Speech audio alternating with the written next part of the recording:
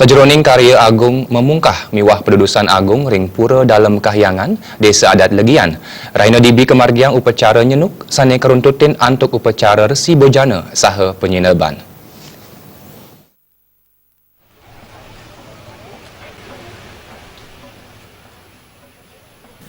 Ngawit saking semang penyiwan kerama desa adat Legian ngemilatin pelepali pemargin pecara meped saking pura dalam kayangan ngeruruh pura balik agung.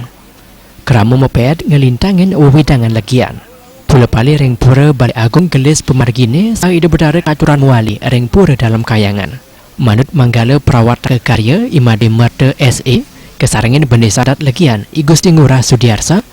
Pemargin pecara nyenuk keduluran antuk ngiring ide berdara ring tigang balik agung minakadi balik agung Legian seminyak miwah balik agung adat kuda.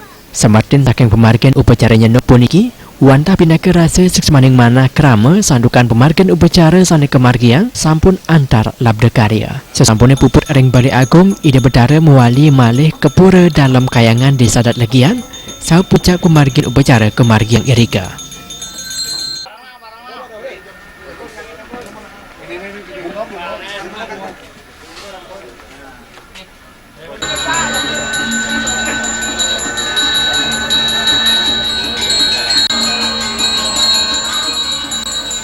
Pemargin upacara kepuput kali dari Sulinggih minangkadi ide peranda gede sari arimbawa saking keria sari Tegal gede dan pasar miwa ide pedanda gede keniten saking keria keniten jalan Patimura.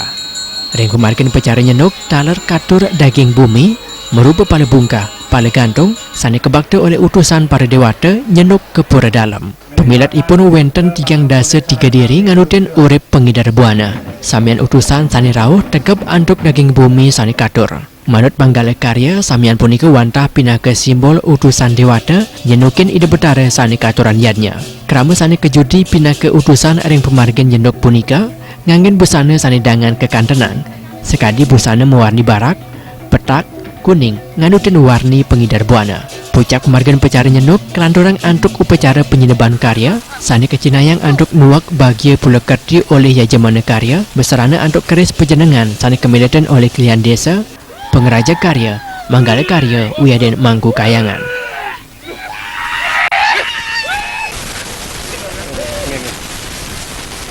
Hari kalane guangi kelantorang antuk upacara maecan-ecan, mekincang-kincung, meguak-guakan peralina pering, mebiasa, miwah nyambleh kucit butuan, ngelantur ngiring ide betara mewali ring yoga parahyangan soang-soang.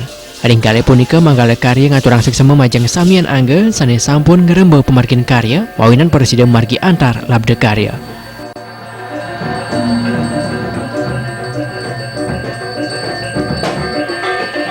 Tim Liputan Bali TV.